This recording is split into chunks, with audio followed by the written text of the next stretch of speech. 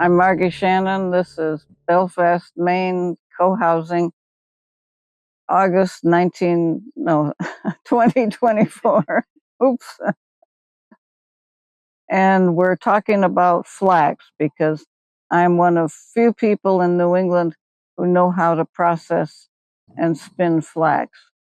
It's a complicated but simple, once you learn, thing to do, but it takes a lot of tools.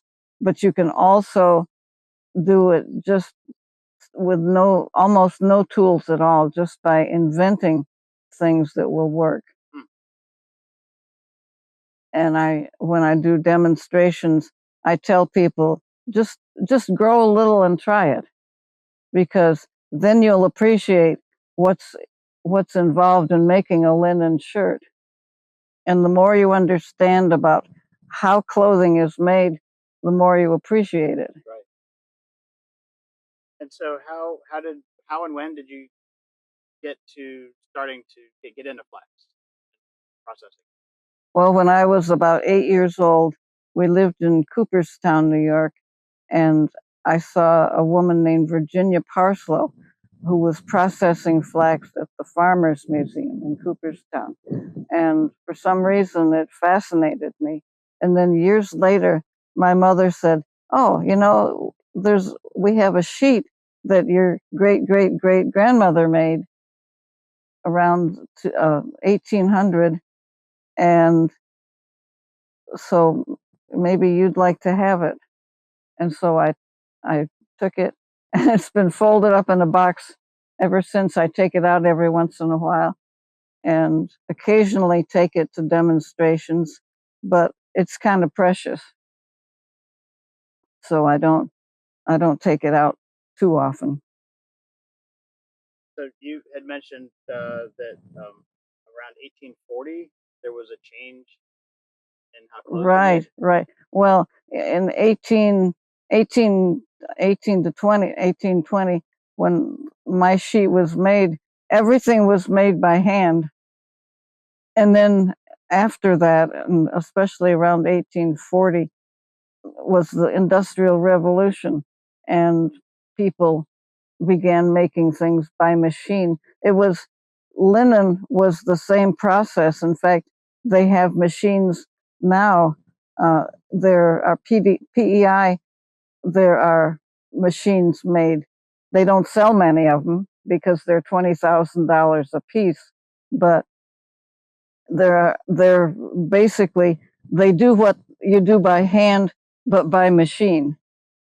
And they're very interesting machines. I've only seen videos of them, but these people make them, and they make them mostly for communities that are agricultural communities who are, say, growing flax. So what is it about flax that makes it a good plant to use for spinning? That's a good question. Well, it's cool. It's wonderful for hot weather, which is why the Egyptians latched onto it. And it soaks up sweat and takes it off, so it's very comfortable. It's a long fiber. I mean, this one's actually kind of short. But it's 20 to 30 inches long, and so it's, once you get started on it, you just kind of keep adding little strands. But it's you can spin it with one hand, which is why they made spinning wheels that had two spinners, and one for each hand, so you spin like this, which I tried, and it's not too bad till you lose your concentration, and then it all falls apart. You mentioned that there's the flax particularly has like a sort of a gumminess to it. Yes, So describe that. it's wool has little hooks that hook on, that make it stay together, but flax just has this kind of gummy stuff, which eventually you boil off.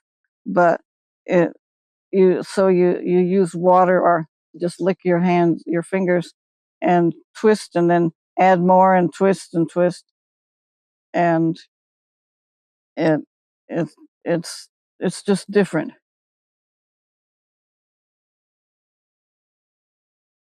So maybe so we got some video of you doing some of the processing once the plant was dried, but roughly what is the end to end process? Okay, you assuming you have your seed, and you can buy seed, you have to make sure that you get line flax and not seed flax, because the seed flax, like you eat, is short and branches a lot, and you plant it fairly like what you would think ordinarily planting. Line flax you plant very close, a quarter of an inch apart, so that the plants all come up and up. They're trying to reach the light, and so they're long and skinny and don't have any side shoots. And when about half of the plants are dried, basically brown, and the top part is still a little bit green, then you pull it, and you pull it up by the roots, and it takes a lot longer to harvest than you would think. You'd look, I mean, I grow it in a 3 foot wide bed in the garden, and there's not very much, but you you after you've pulled a little, it's exhausting. And then you take bunches about this big, and you can tie it together, and then you lean it against the wall or something in the sunshine and let it dry. When it's dry, you put it through a ripple, and that, yeah, Gotcha, takes yes. the seeds off, Yes. which is, it pops all over the place. So Sure. you spread down the sheet. I used to put it in the garden cart because it had sides on it, and I would keep it. Yeah.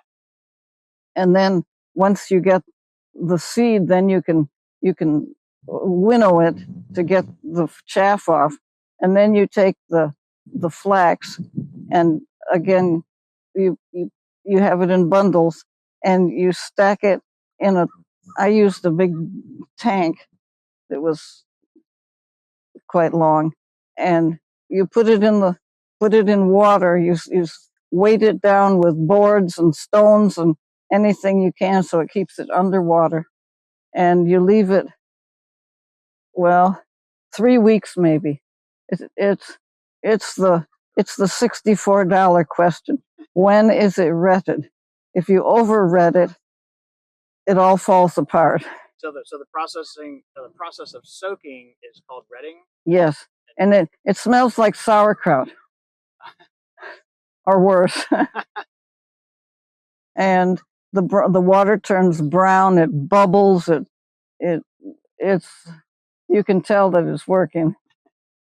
And when you think it's done, you take a strand out and you dry it a little bit, and then you snap it. And if it goes pop and you can hear it, you know it's done. I mean, like this, you can't hear it at all. This is not fully retted. So if it's not retted, you can put it back in the water. In fact, you can dry it, and then you can test it, and it's like, it's not ready. So you can put it back in the water for a day or two until when it's when it's properly retted. It's just a delight to break, because you put it in the break and you chop away, and it turns from straw to this feeling like a dish towel in a minute. And right, so it's not a specific time. You just sort of soak it Right. until it's ready. I tell people it's like, you're baking a cake, and the directions say bake till done. Well, how do you know when the cake is done? It's just experience. But you can't ask somebody, how do you tell when this is ready? People say, I have no idea. So you've just got to get the experience yourself until you run across somebody who who knows more than you do. All right, so you've soaked it, you've taken it out of the water. At the point where you think it's ready to process further. Yeah. So then what's the next? Okay. Now at that stage, you can dry it, and you can put it in a barn or a garage, and you can leave it for 100 years if you wanted to. It's ready to go, but not. It's stable. It will keep forever.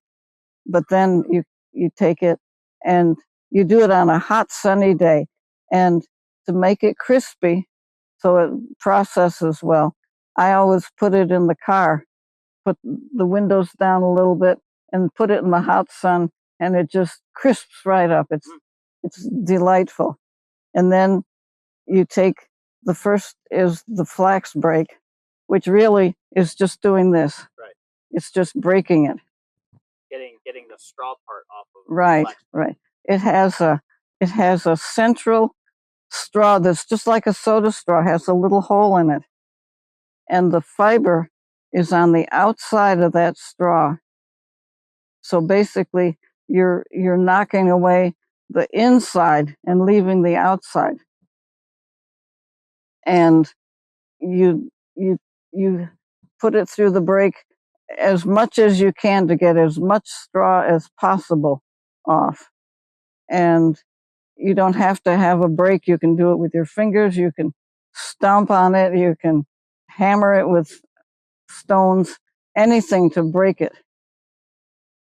When it's broken pretty well, you do what's called scutching, which you take a wooden sword, really, and you put it over a board, and you scrape like this. And I can't see it does anything at all. Right. Well, we have the videos of that. So Right. Okay, let's pick back up. So we were just about to talk about the different devices that you use after it's been soaked. Okay. So it's crushed in the break. It's scutched in the scutcher. And then is the fun part. You have hackles, which are like a bed of nails, and the hackles come in different sizes.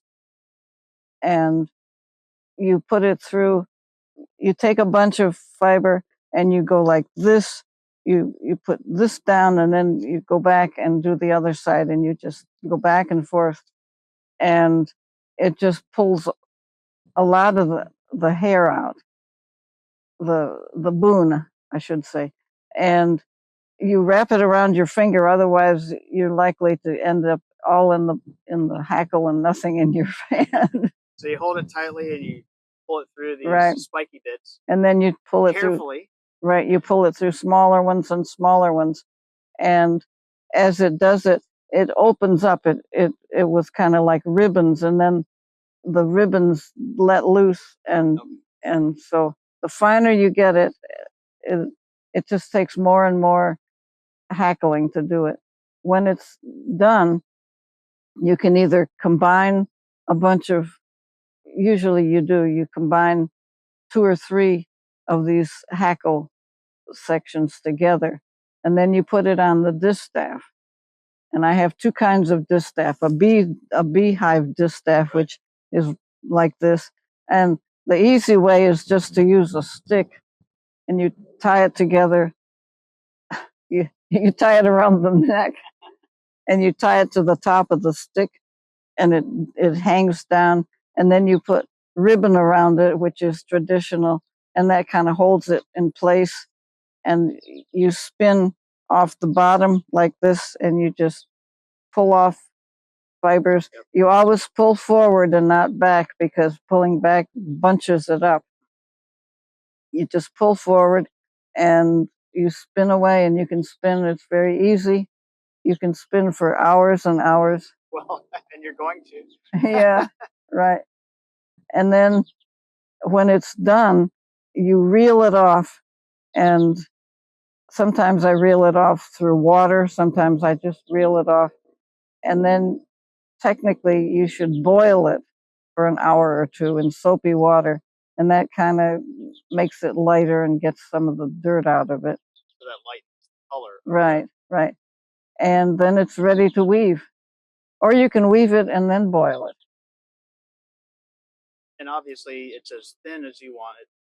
Right, right. Coarse as you want it. The ancient Egyptians, when they were making really fine linen, they had special varieties that they had discovered, and they would pull off one thread at a time, one little teeny tiny thread, and then would coil it. They would overlap it a little bit with spit and coil it in a bowl, and then somebody else would take that fine thing and spin it on a drop spindle, and then they would weave that single ply, and that was for the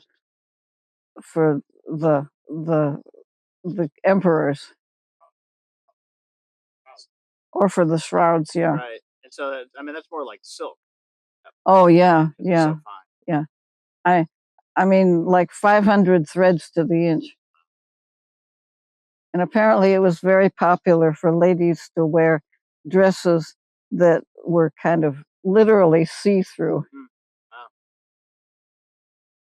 Wow. So once it's all been processed and you spun it, and then you've done the washing process, and it can be, there's methods to further process, right? You can dye it, you can it, Right. and I'll talk a little bit about some of those processes briefly.